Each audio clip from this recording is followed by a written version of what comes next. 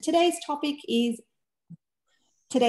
technology and change management, lessons learned and how to avoid common mistakes. This webinar is sponsored by Clade Solutions. Our presenter today is Ty, and he's the head of growth at Clade Solutions.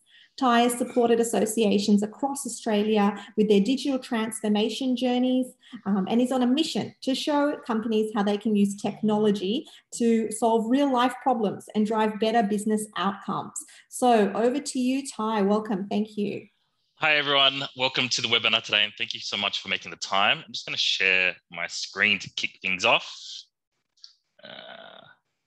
Awesome. Thank you so much, Fatima, and thank you so much, Associations Forum, for hosting us today. I'm actually really looking forward to this webinar. And to be honest, to everyone listening today, I am a little bit nervous just because this topic really means a lot to myself. And there's so much to share with you guys today. And we have two lovely leaders in the association space that's sharing their knowledge. So without further ado, I'm going to jump into it, and a few notes. I promise you this session will not be killed by PowerPoints, and we're going to avoid a lot of the C word. I'm sure you guys are all COVID out. This is purely about technology and change management for your organization. I'm going to start it off with Clade's motto, challenge accepted. I want to introduce you guys to who we are and what we and why we're helping out associations and nonprofit sector. We do know there's a big challenge in digital transformation, a big challenge in technology out there as well. And for us, we want to roll up our sleeves. No problem too big, no problem too small, and just get the job done and try to help you guys out as much as possible. And in terms of today's webinar, our objective today is to introduce you guys to Clade, just in case you guys have forgotten. I'm pretty sure you've seen my face around. I think in the last 12 months, I've done about 20 webinars with Associations Forum. So you're probably annoyed at me unless, well, you guys are here today. So I'm hoping that you guys have enjoyed all the webinars previously. Introduce our partnership with Associations Forum, our engagements with associations and non-for-profits. Then we're going to hit to the real core stuff, the information that we want you guys to walk away with today. And that's tips on how to tackle technology and change management. We're going to share some real life experiences of change management. I'm going to share insights to avoid common change management mistakes. And overall, I want you to walk away feeling empowered to lead your organizations with change management. But before I go into that, I want to let you guys know as well, the speakers today, we're not experts in change management. We're not experts. We're not pretending to be experts at all. We want to share with you our real experiences. From myself as a vendor, and seeing other organizations go through change management. I want to share as much as possible with yourselves. And then I have speakers from Shona, who's a general manager of communications and grower engagement at Grain Growers, and Donna Spessman, who's a general manager of member services with Unisport. I'm going to get to them in a little bit and allow them to do their own introductions. But before I let them speak, I have a few slides, of course, as sponsors with the Associations Forum.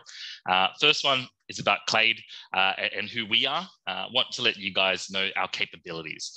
We're not just some random people that's come on, paid a bit of money to associations. But we are specialists within technology. We are Microsoft Gold partners.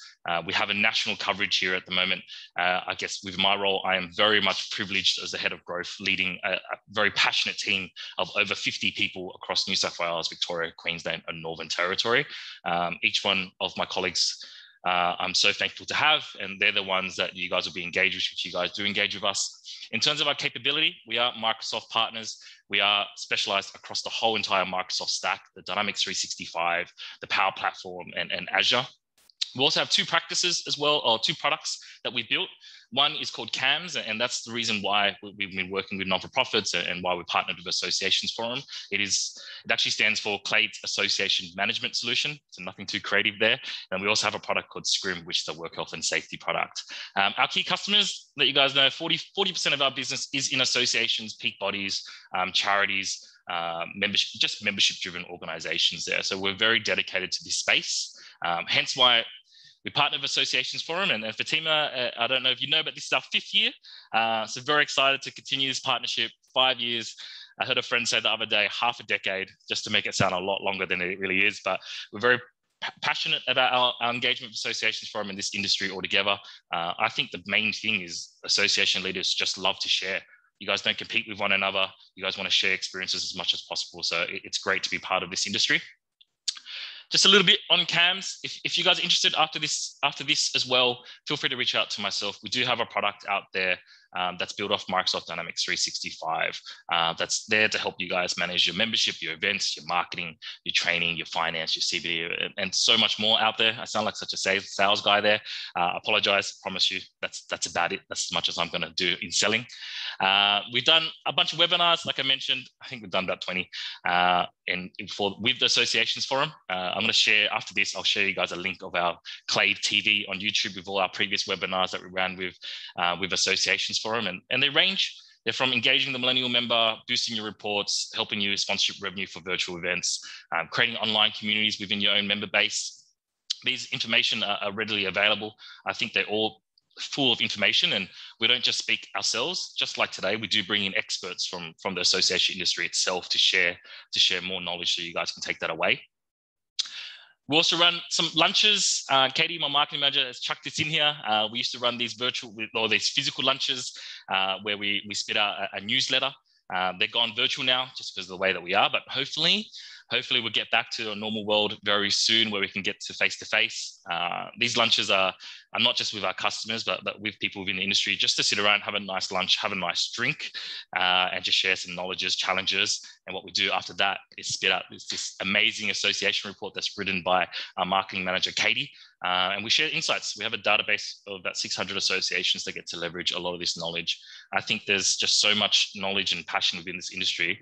It's a shame to keep it cornered or stored away in your own minds, and it's great to share that out. And I guess that's one of our duties and what we want to do as IT consultants in this space. Awesome. So let's go about this webinar. And I want to sort of set the pace and set the theme here. And I read this quote on my morning walk this morning, actually, and I chucked it in here with Katie this morning. We don't want our managers to manage our change. We want our leaders to lead our progress. And for this webinar itself, I'm hoping everyone on this call are leaders in your business in some aspect. Change management isn't just about implementing a product and going, hey, go use it. It is about setting a goal, setting a vision, and then leaders leading towards a progress for your organization. Every reason why you guys embark on a digital transformation project or change management is for progress. You don't do it to degress. You don't do it to stay on the same level. You're doing it to progress. So there's always challenges.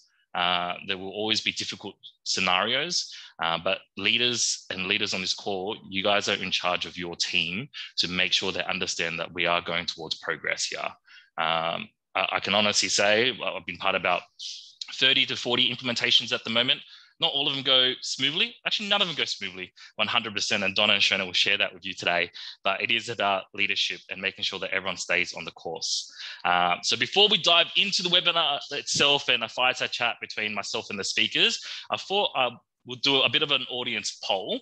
I'm a bit amateur at running this poll, so everyone just bear with me at the moment. I've been told to click a couple of buttons. So the first one, have you undertaken some sort of change management process / new tech implementation within the last 12 months? So I'm just going to launch that so we all know each other a little bit better. Ooh, I'm loving this at the moment. Okay, how long should I keep this on for? Just maybe another couple of seconds. Okay, thanks, Fatima. I'll give it 5 more seconds. Actually loving this at the moment. Okay, cool. And poll, share results. So I think a lot of people at the moment, well, there's 25 out of 32 of everyone on the call at the moment have actually embarked on a digital transformation implementation, which is great to see. Second question. Oops. How do I do next? Awesome. Are you planning to adopt a new technology and are thinking about developing a change management plan over the next 12 months? Oops. Second question. Awesome. So while you guys answering the questions as well, in terms of the format of the next base of the webinar, will be a fireside chat and quite a candid conversation between myself and the speakers. Happy for you guys to ask questions throughout as well. I think we excel in having you guys really interact with us and talk to us through it. I don't want this just to be a standalone webinar pitch. I'm sure you guys are all zoomed out. I want to make this as engaging as possible. Sharing results on this one. 25, 86% of everyone on the call today, which is great to see. Great to see that digital transformation is going on. I want to use the C word. As an IT consultancy, during COVID, I've realized a lot of organizations embarking on quite a bit of change management. I know your back's against the wall, you're forced to do it. I'm seeing a lot of success stories, which has been great. The third and final poll question: how confident do you feel about either your current or future approach to change management? Just went out. Launch. And I'm assuming a lot of you guys on the call today are trying to get a good feel for it. I'll let you guys know the speakers and myself, we're all just real people. We didn't go study change management also. We all started at the same spot where you guys have been. So looking forward to sharing it. Beautiful. Oh, 100% people answered this. Okay, so a couple of you guys are very confident. I'm looking forward to some knowledge coming from those two people, which is great to see. A few guys not very confident, a few guys somewhat, which is good. I think a good balance there, which is awesome. So I think we've got a wide range of different people at the moment. So hopefully we can share a bit of information with you guys. I'm going to start this off with a few tips of myself before diving into the webinar and diving into the fireside chat. These are mine or Clade's 8 tips to consider for change management. And for us, this has been from just watching so many implementations ourselves and seeing successes and failures and challenges and how we overcome them. And this is sort of what I came with over the last couple of weeks or so. Number 1 is define, communicate, and sell your goals. I think a lot of organizations that we've seen just do change management or digital transformation just for the sake of it. You might read an article online, oh, AI and technology this and technology that, but there's no business goals to what you guys are looking for. So it's crucial that you define what your business goals are going to be and then communicate that to your team.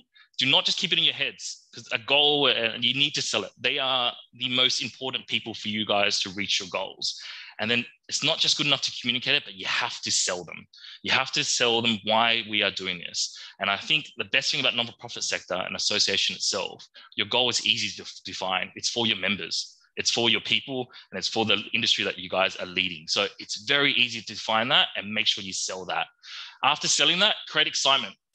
There's going to be a lot of challenges, but create excitement over this. Why are we doing this? And what it's going to be for us, what it's going to be for our members. Really, really sell that and really get the team excited about that. A big mistake that people make is digital transformation is about the people and not technology. Technology doesn't work for you guys. It really doesn't. You have to work with technology. And it's about your people. So understanding the talent that you guys have is crucial. Technology is not going to do absolutely everything for you. Dedicated and structured time. I've seen so many people who've taken change management after a digital transformation project very lightly. You have to dedicate a lot of time, or structured time and focused time on change management. It isn't something that you do in your spare time. It isn't something you ask your team to do in 30 minutes and go, cool, you guys should be up and ready, running to go. You have to dedicate a lot of structured time. And I think the speakers today, Donna and Shona, are going to share a lot of what they've done internally and how much investment they had to make internally with their teams. You have to build trust and transparency with the team. You are making change. And I think, forget about digital transformation, think about your day-to-day life, think about everything that you guys do. When someone tells you to do something, you don't just go follow blindly and go, yeah, cool, I'm in. You do have to build trust within your team. And that comes with selling your goals and communicating that across. For yourself as leaders, don't forget your own personal development. I don't know how many digital transformation projects that you guys have gone through, but I'm pretty sure it's not hundreds and thousands. You shouldn't be going through this every month. You shouldn't be going through this every year even. So it's okay to not know something, but you have to sort of be open to being led by someone else so you guys can evolve yourselves and then share that with your team. Don't hide as leaders. I think the best leaders in the business are the ones that are open about their personal development and what they need to learn as well. It isn't just, everything. Just because you get promoted to a management level or leadership level doesn't mean one day you wake up and you have all the information in your head. There are battles. I think it's good. That's a great way to be transparent and build trust for your team. Don't play the blame game. It's a crucial one when things go wrong, and you're going to hear a lot of them today. Things do go wrong. Don't blame. I think you need to work in a partnership strongly. And then finally, I think one of the most important ones is there's no shortcuts on budgets, guys. change management is crucial. If you do understand your goal as a business and the way that you guys are run it, there are obviously return on investment for these things. And the last thing you should be doing is, how do we shorten this budget? I've seen it so many times where change management becomes the one that gets cut, that budget gets cut, and then they wonder why processes get fallen short or why the technology isn't working for them anymore. Do not shortcut on that budget. Really understand it and figure out how to leverage it as much as you guys can. But awesome. Those are our 8 tips. I'll share these slides afterwards so you guys have it internally as well. But for now, I want to introduce our speakers and give them an opportunity to introduce themselves. And Shona, I'm going to start with you. Tell the audience about yourself, your organization, and a brief overview of the new technology implemented at your association. Good morning, everybody. I'm Shona Gavel. So my team at Grain Growers, we represent farmers across Australia. I guess the clue is in the name there. We look after farmers who grow grain. So that keeps you in your morning toast and your pasta in the evenings and the noodles that you like to eat. So our team, we look after communications, marketing and membership. So when it comes to the technology that we implemented, I'm going to use the C word here and say that it was a CRM upgrade. So CRM upgrades or implementations can usually send people running for the lifeboats. So I've definitely got some tips that I'd love to share today with everyone, and also some lessons learned that I hope to be able to make your journeys easier as you approach your change and IT technology changes. Awesome. Thank you so much, Shona. And Donna? Yes, thanks, Ty. Hi, everybody. Lovely to have you on the webinar today. I am with Unisport Australia. We're the peak governing body for university sport in the country. We represent university sport, and there are 43 universities in the country, and thus we have 43 members. So we are an organisational membership organisation, for want of a better word, not individuals. And I guess here today to share some learnings and the journey we went through to implement a CRM for our organisation, which is an ongoing project for sure.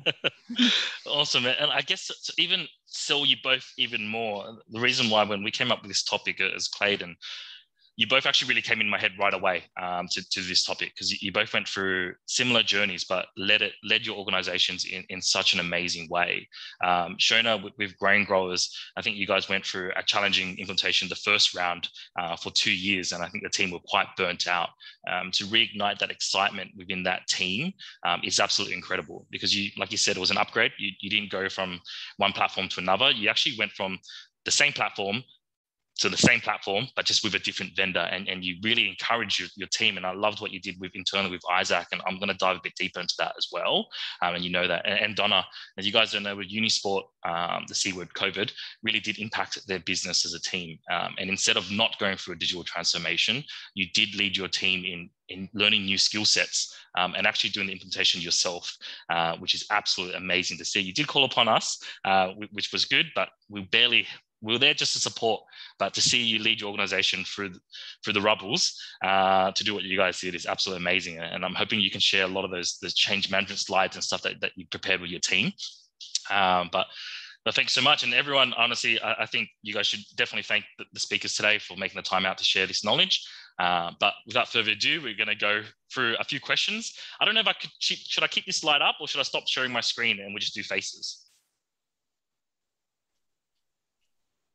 If you've got nothing on the slide, yeah, that's all I got. I thought that was good. Okay, let's stop sharing and let's get this person and get the audience into this as well. Okay, so a few questions, and we want to keep this as candid and open as possible, guys. So, what was your?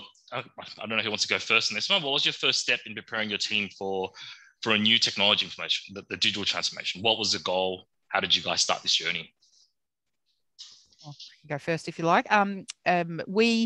This has been quite a long journey for us, probably 3 years total where we're sitting at the moment. We first realised that we needed a CRM of some description. We didn't know what it looked like. We didn't know what CRMs really were. So we got all the staff together and said, you want a CRM, what's the wish? What's the wish list, the ultimate wish list? And we actually did a little bit of a workshop of what people wanted and to help us determine what we wanted out of it. And I must say up front that our CRM is not a client-facing CRM. CRM is an internal thing for us. And essentially it is a way for us to keep a big profile on our universities is the first step.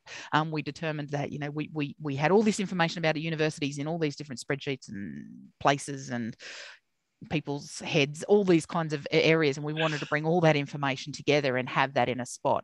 And the second part is that the CRM eventually, we haven't quite got to it yet, will start to deal and bring in our external people that we deal with, such as, you know, suppliers and sponsors and all those types of things, and clients. So we started with involving the staff. I then also, we also did, once we figured out what we wanted in it and what we wanted it to look like, we then started to prep a little bit of a tender doc with the help of Associations Forum. Have a great checklist if you're looking for it, and if you haven't seen it, get it off Associations Forum. It is so helpful. I can't sell that enough.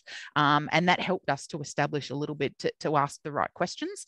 And then I actually interviewed, for want of a better word, other organisations like us. So the Australian Olympic Committee, Commonwealth Games, some national sport federations, and also some other associations. So I actually got on the phone and asked some questions about how they use a CRM, you know, what do they do, but benefits, what platform they use. So I guess that started our whole process before we even went to a tender outsourcing.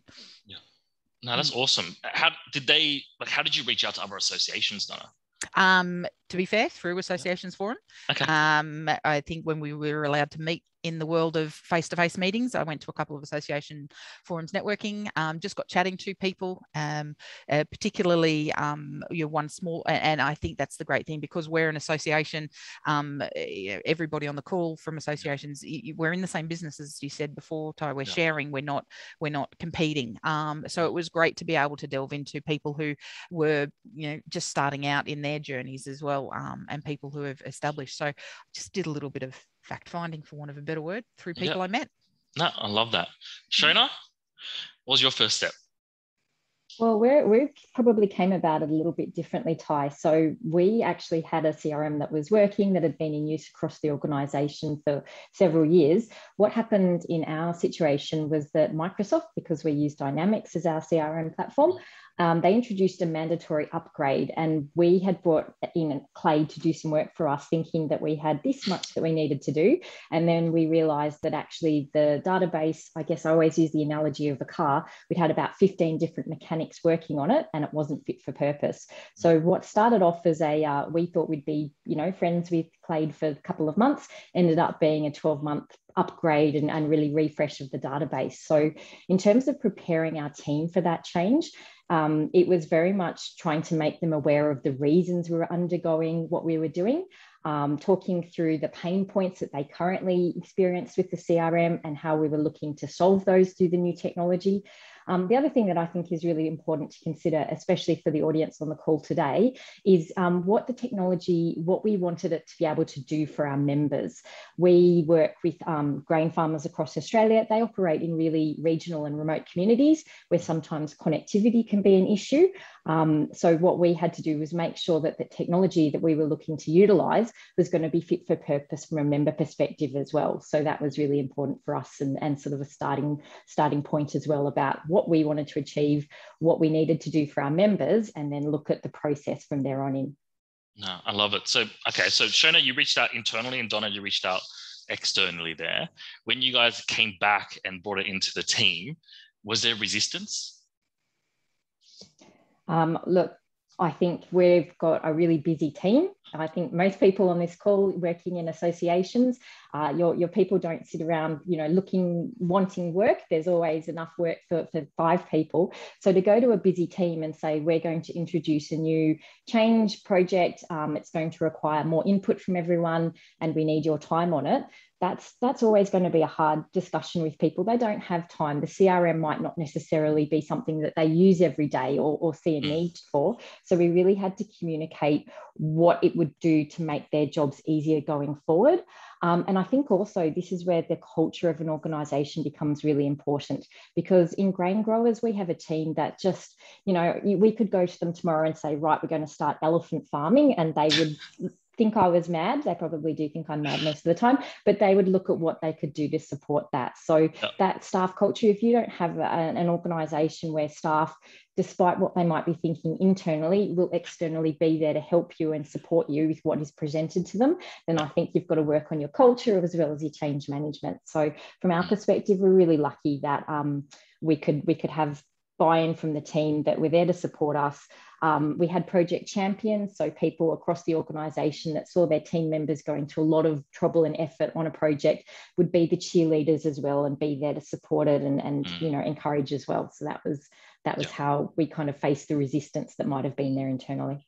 Okay, I'm going to dive a lot into that, the internal champions. But Donna, I know you didn't face, I don't think you faced internal resistance, but you faced COVID resistance. Yeah. Tell us this story. I love this story. It's I totally agree, Shona. Your comments about culture is really important. So once we went to tender, because we didn't even know what products were out there, we just didn't have a clue. So we went to tender, and we're all excited. We figured Dynamics was the one for us. It fitted well with what we did and the other systems that we used.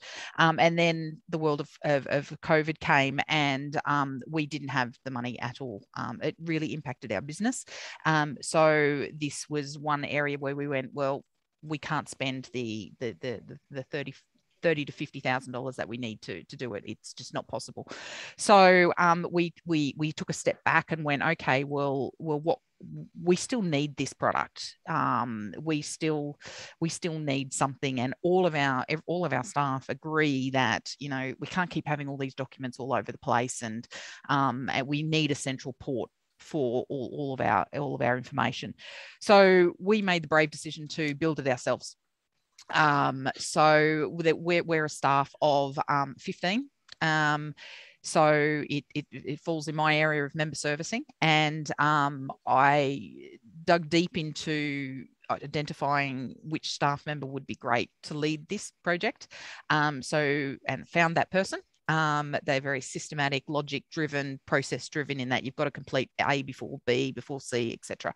And had a chat with them, and both her and I were the ones that spent upskilling ourselves, for want of a better word, a lot of online learning, and that was how we moved forward to build it ourselves.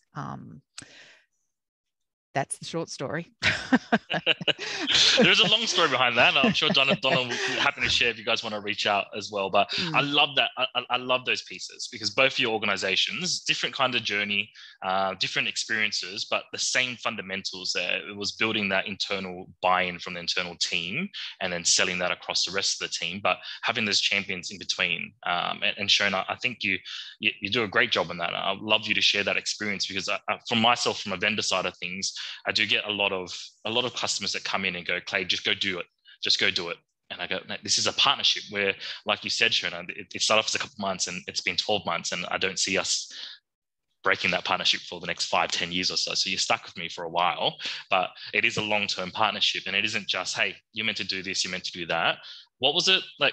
Tell us about your team, your internal champion team. So we've got a really great blend of skills internally. We've got a member of staff who just absolutely loves the technical side of the CRM, wants to know the micro details. We've got other people that want to use it to be more efficient in their jobs, and they need to know a certain amount. So we've got people that will really go into the weeds and understand all the inner workings, and others that need that sort of have learnt enough to do what they need to do within their job, which is really important, Ty. And I think one thing that you said there then about it being a partnership, that was also a really important part of us at the beginning. I wanted to have a vendor that, you know, 12 months into the project would still pick up the phone and answer my calls. And I think probably a lot of people, having gone through CRM implementations or upgrades, you get the very enthusiastic salespeople at the beginning that are there to be your best friend. And then, you know, 6 months in, when there's challenges within the project or things aren't working as they will, you can't pin them down for love nor money. And I know that with Clade, we're really fortunate. You might, you know, shrink and shriek when you see my phone or my number come up on your phone these days, Ty. But that's the thing. We get an instantaneous response back from you guys, which is really great, and just just helps us make sure that the CRM, because there's always going to be things that you think are working one way and then it doesn't eventuate that it's doing what you need it to, and you really need that support there from your vendor to keep working through with you and to make sure that when there's a problem, you'll figure out a solution for it, for what works for your business and for your association as well. How important was that person internally for you? Like our champion, our internal champion. How important was your internal champion? Yeah.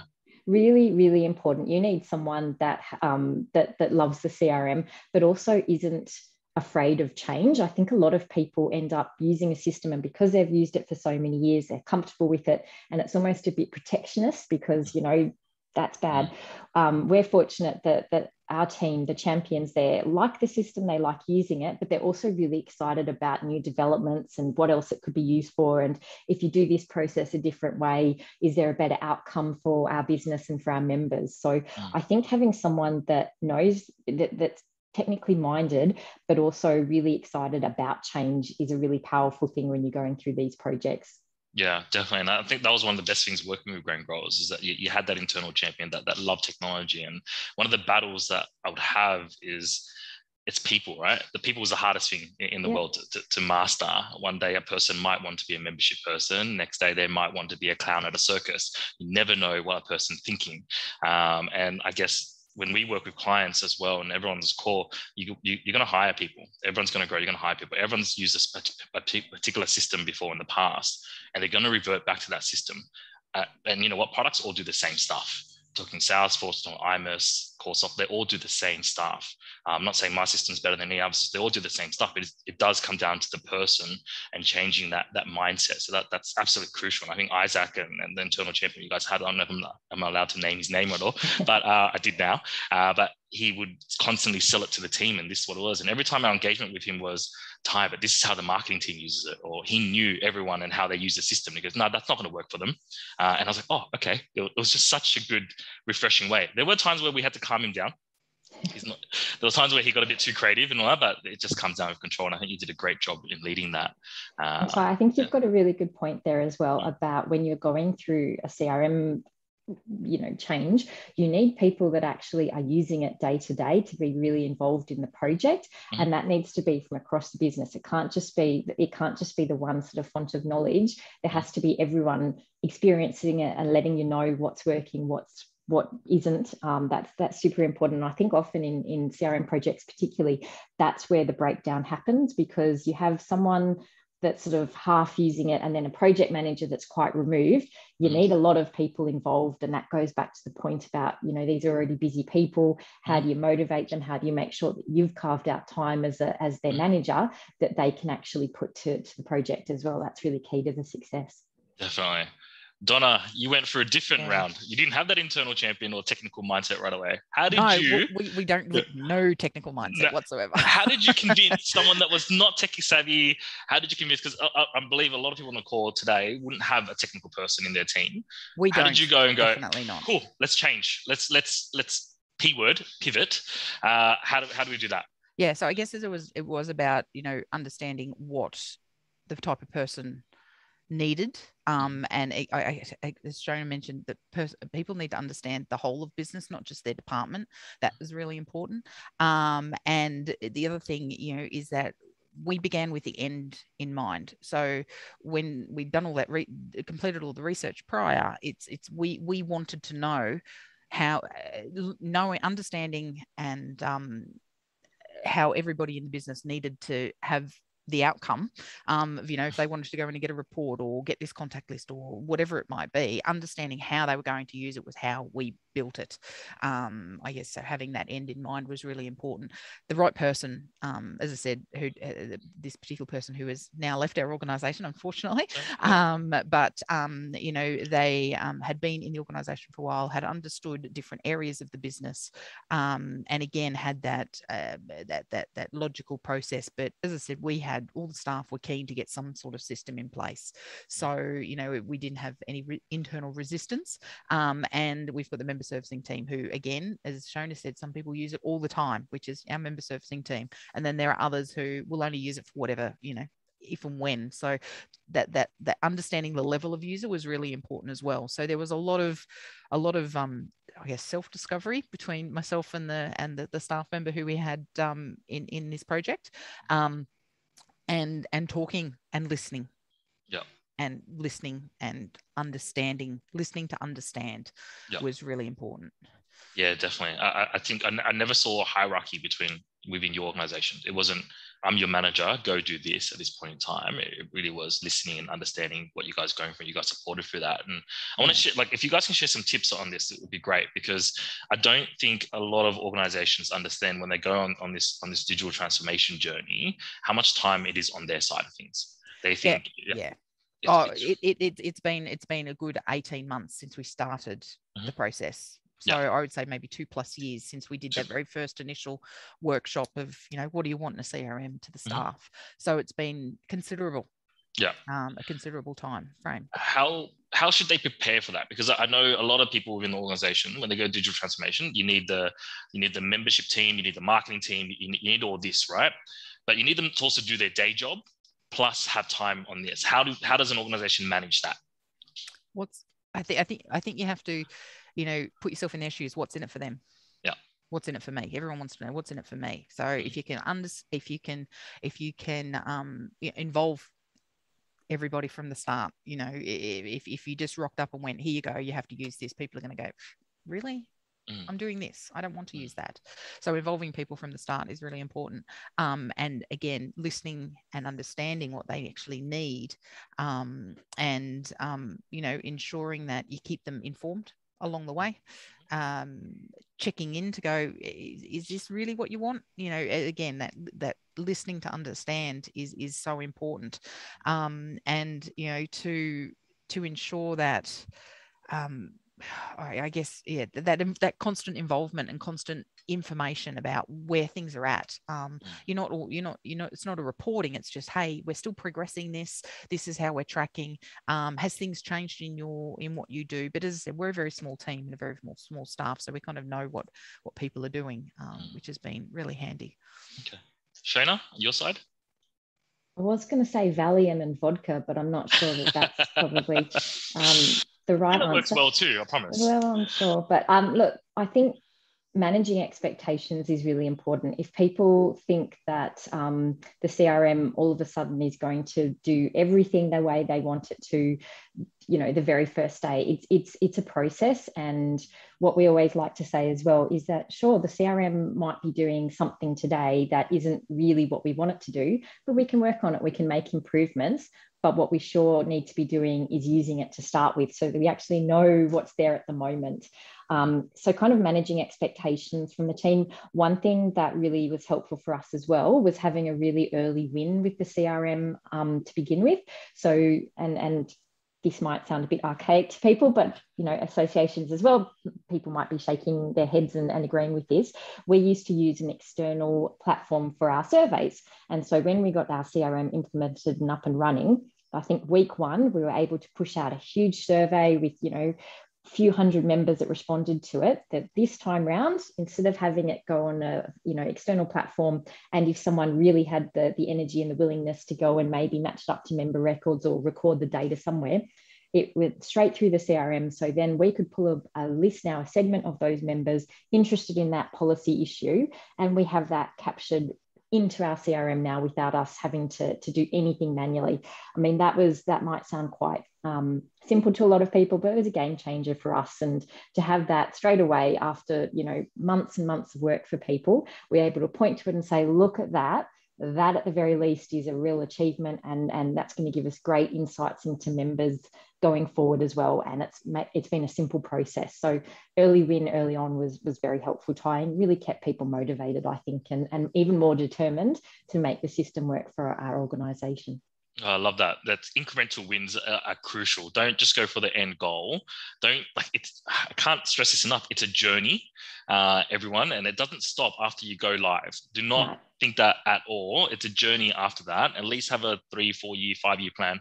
You don't climb a mountain by thinking at the top of it. You break it into little increments, and you have quick wins, take a break, and then go at it again. I can't stress that enough. And burnout is such a crucial thing. Before we dive into a few challenges, I like this leadership piece at the moment. And I guess, how critical was it? Because I believe you both have CEOs and a director as well. How was it from the top? Did you guys get enough support? Was it challenging? What did directors and CEOs on this call need to know? Yeah, well, important. If you don't have buy-in from the top, it's not going to happen. Simple as that. We, as part of the whole process, looked at how people would use it, and a great example is in the member servicing team. In our organisation, our members are the universities, as I mentioned. So our CEO might talk to the CEO of Sydney University Sport, and we'll have another staff member who will talk to their elite athlete person. Then we'll have another staff member who emails a certain number of correspondence with their club's person. So to actually bring all of that together into one spot, so the member servicing person who actually looks after, for want of a better word, Sydney University Sport can then drop in and go, oh, I can see that the CEO called the CEO the other day and spoke about that. It's more informed, and not only so, it was actually relatively easy to get see the benefits of that, and the CEO definitely saw the benefits of that, so that he could go into the Sydney University Sport profile and see that, oh, okay, right, these things are outstanding. I can prompt the CEO about XYZ. So he was sold from the start, and it was actually a lot easier than I anticipated to get him on board to record, track, etc., etc. So I think it's again, what's in it for me, and what people can get out of it if you can show how they can benefit from it, so that anybody can go into, and I use Sydney Uni Sports, just easy. Anybody can go into that profile and see, wow, this is how many times we're talking to them, this is what's going on, etc., etc., in our dealings with them. So we were really fortunate from a director point of view. To be fair, it's probably not. It's a little bit too operational for directors, but our CEO certainly bought into it well. But we did have to have the hard conversations when it came to the point of money, and when we realised we couldn't afford to outsource the build. So that was a big decision that we had to make. But he supported that, trusting that the staff could do it, understanding that it was going to be a longer journey for us. Yeah, no, that's so important. Like, as long as you get your backing from your CEO for that process, you feel comfortable in your job day to day as well. Shona, yourself? I think first of all, from our board perspective, we were going to them and asking them to sort of sign the check for a substantial investment. So they had to have the faith in us that we'd done our due diligence in terms of looking at providers. They had to, be confident that we would be able to manage the project effectively. I don't think they would have been super thrilled if I'd come to them in 6 months and said, oh, the budget's overblown by, 50% and I'd like some more cash, thank you. So there's that trust there, of course, that the board understand from a senior management perspective that there's capable hands and a willingness to provide outcomes for them through this project.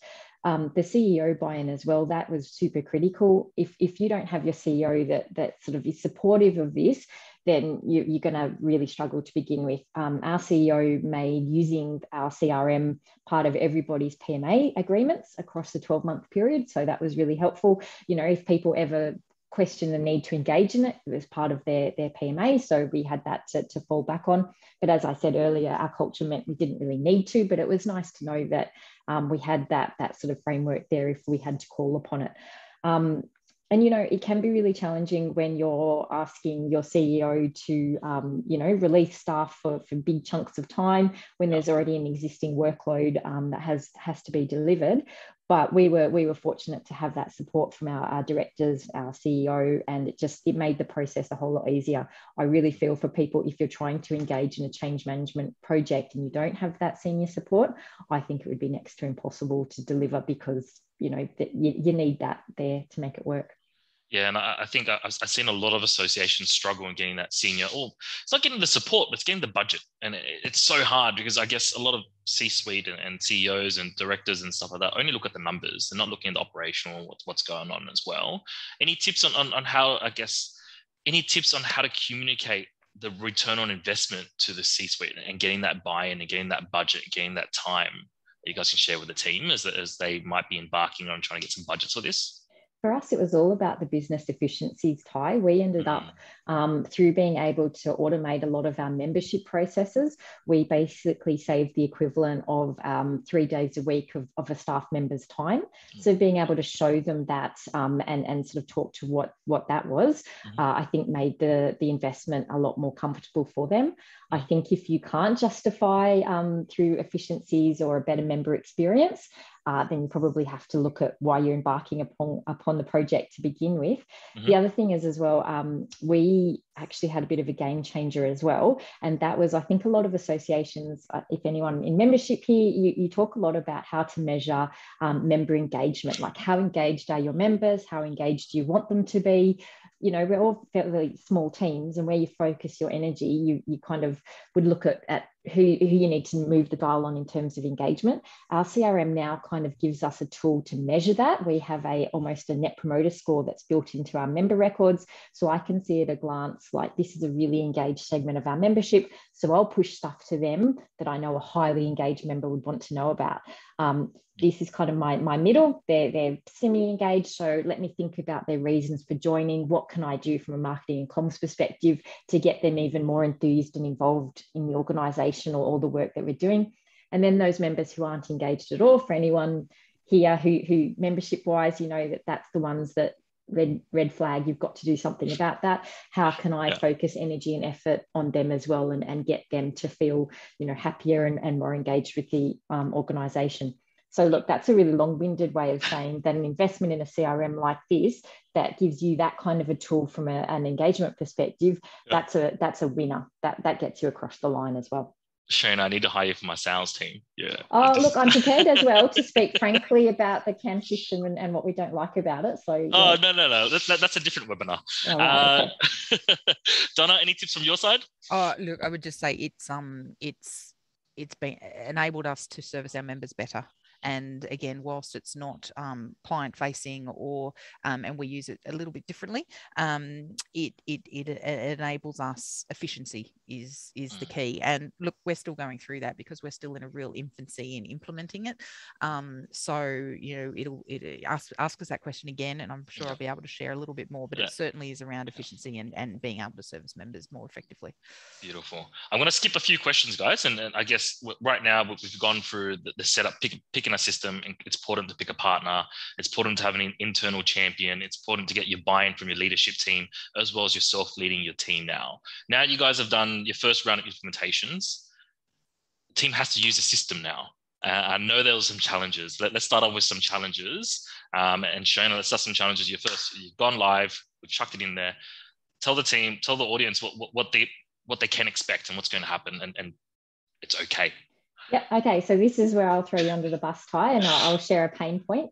So we had this is just so that everyone knows, as well as being complimentary, there's always challenges with any system. Yep. So we had an events registration portal. We're terribly excited because it was automated and it gave us, you know, efficiencies and all sorts of things. It went live, and the first person that went to use it wrote us an email to say it was really clunky and they hated it, and what were we thinking? So again, let's go back to a couple of things with change management. Don't panic. So put in the phone call to the Clade team to let them know, look, we've got to solve this. This is not, you know, this is the first reaction from someone using the system that we all care about.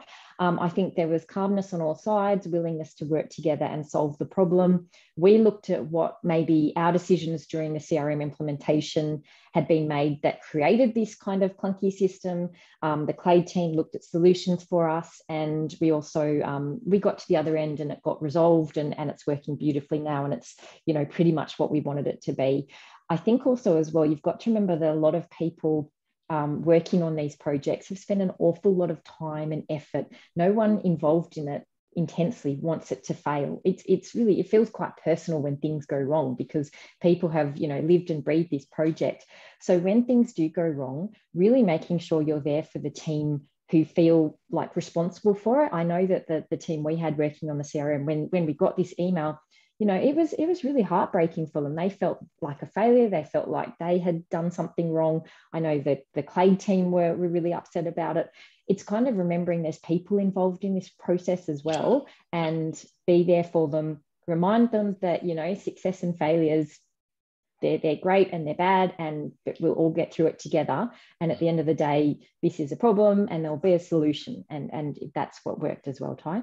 Oh, Shona, that was perfect. Honestly, number one, don't panic is the key, because it is a journey, guys, and things will go wrong. I promise you that. It doesn't matter what project it is. It could be an art project. I promise you it will go wrong. Things will always go wrong, but it's how you overcome it. But that people element, yeah, we worked on that for 12 months. There's no point. Don't play the blame game anywhere else, because heart, blood, sweat, and tears went into building the system, and people lived their lives building it. And we all, I guess, understanding that everyone's on the same goal, same journey, and no one's against anyone. And that was perfect, Sean. I love that. Yeah. Donna, on your side? Yeah, I would agree with everything Sharon just said. To add to that, it's just people are used to doing things the way that I've always done it this way.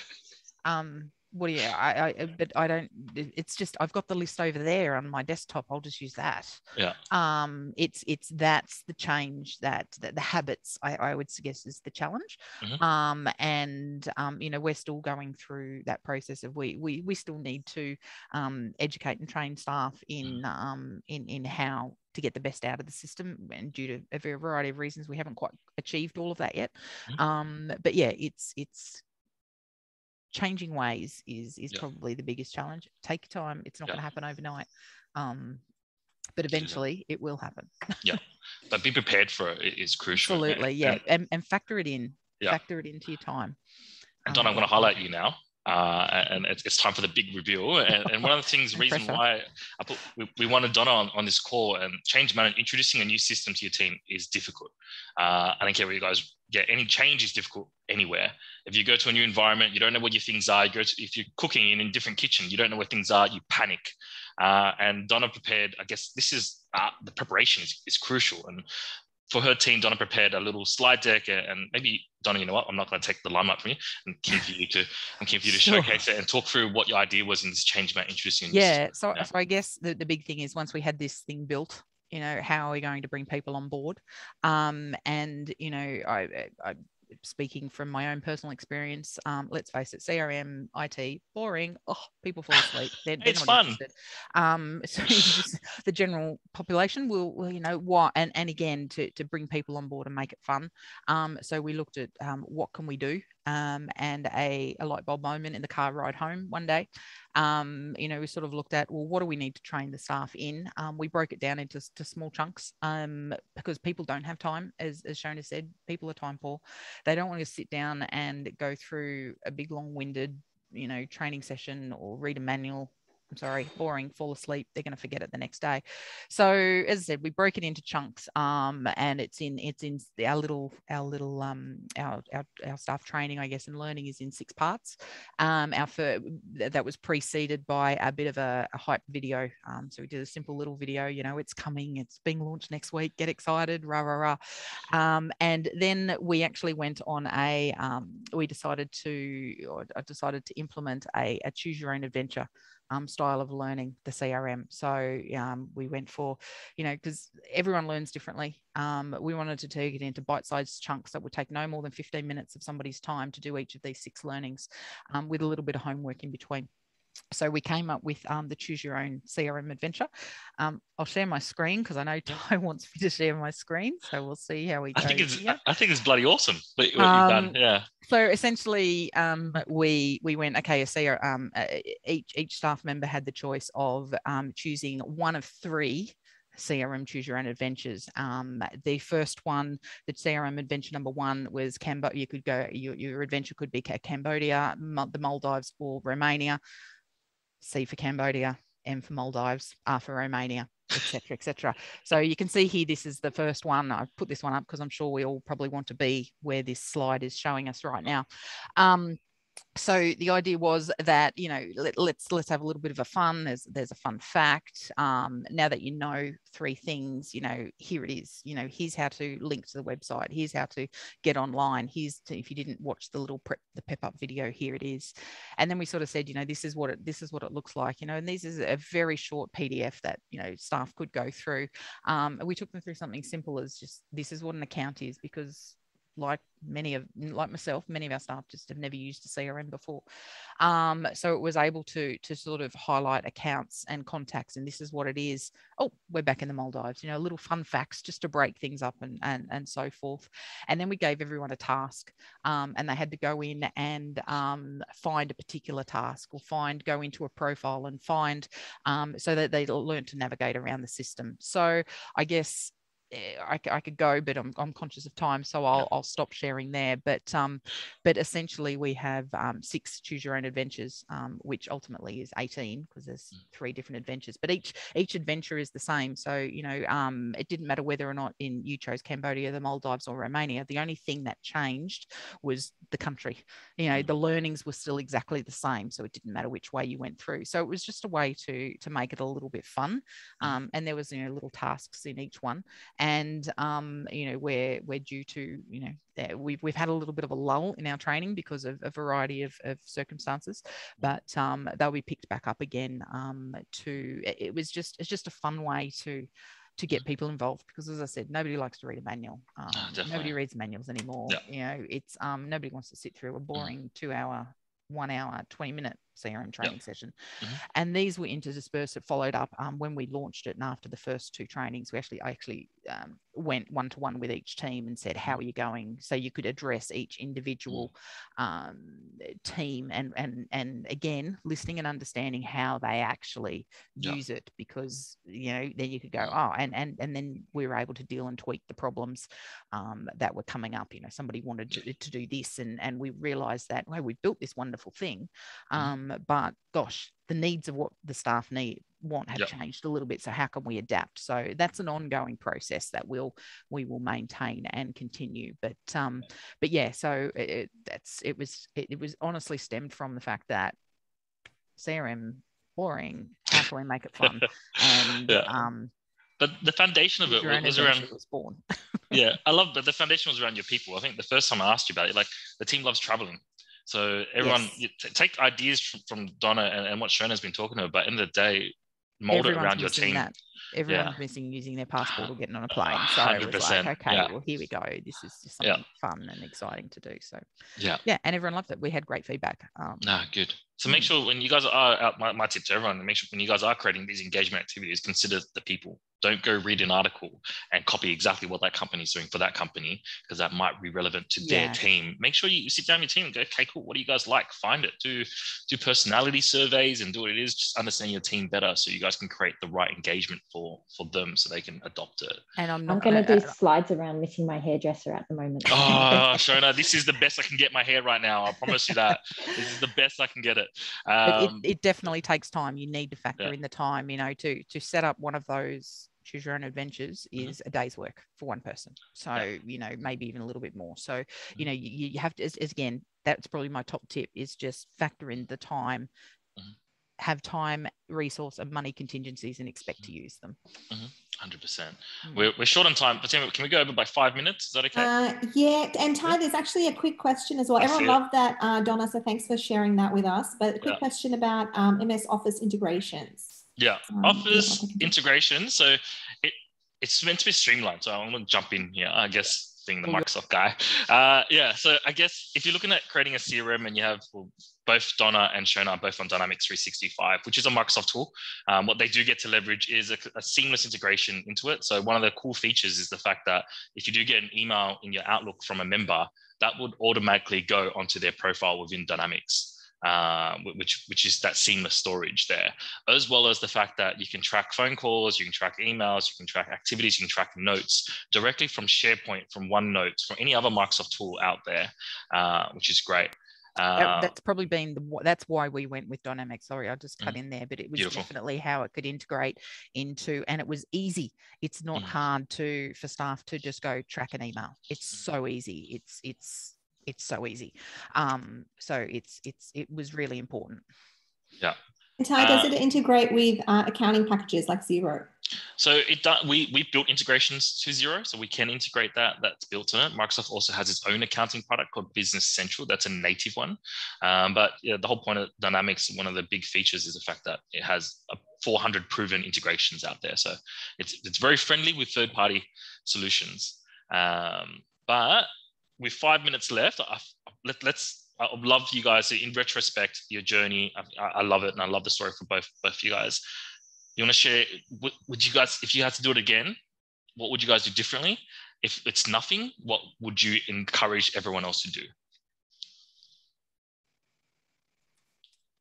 I'll give it a stab first, if you like, Shona.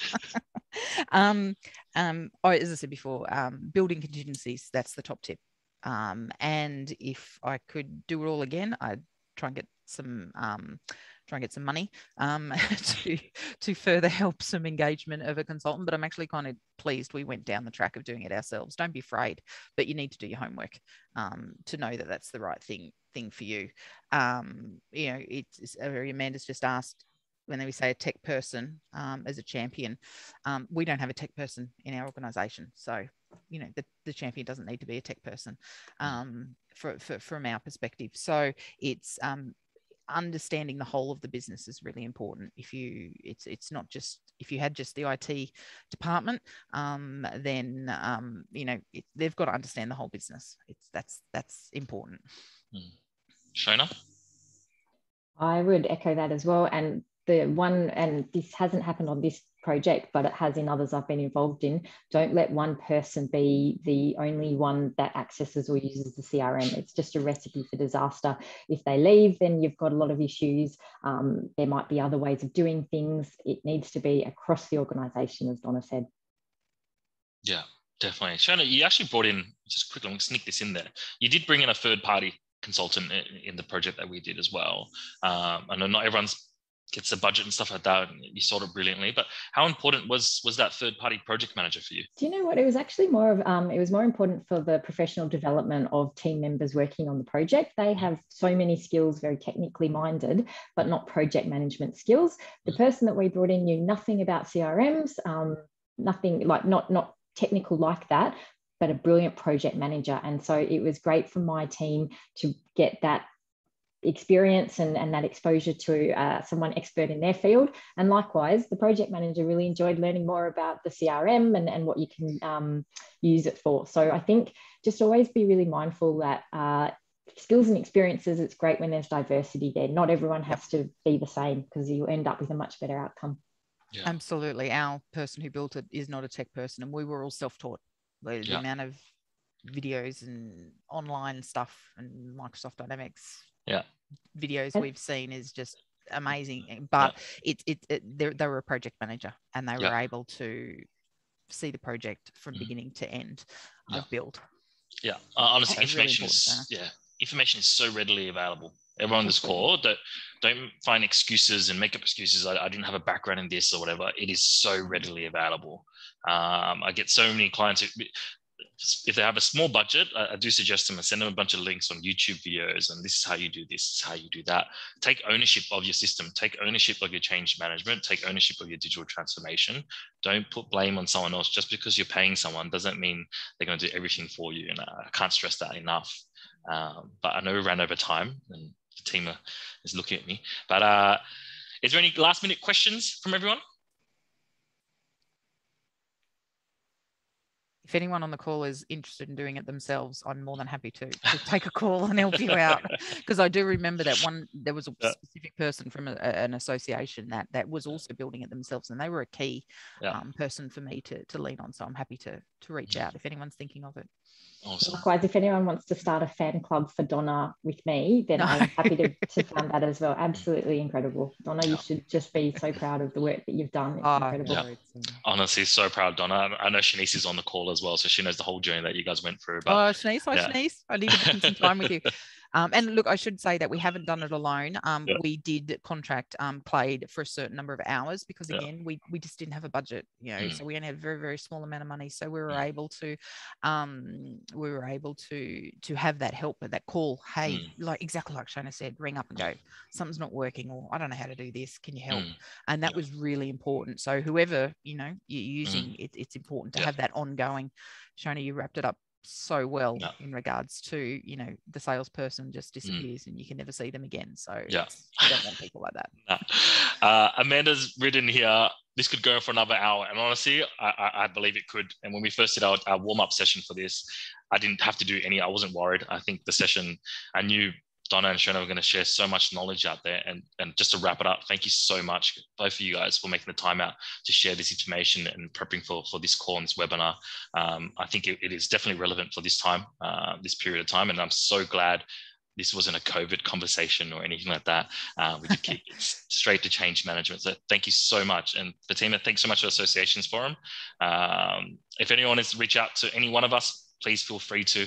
I'm sure the details of our details will be sent out afterwards. Yeah, cool. They will, Ty. Thank you. Awesome. Thanks, Ty, Shona, Donna. Very, very interesting. Very much appreciate you sharing your thoughts and insights with us today. And thanks everyone for joining in. It was a really good conversation. If you need any more information about Associations Forum or activities, look us up on associations.net.au. Otherwise, we will send out the recordings and the presentations and things on an email shortly. Thanks so much, everyone. Bye-bye. Thanks, guys. Thanks, everyone. Bye-bye.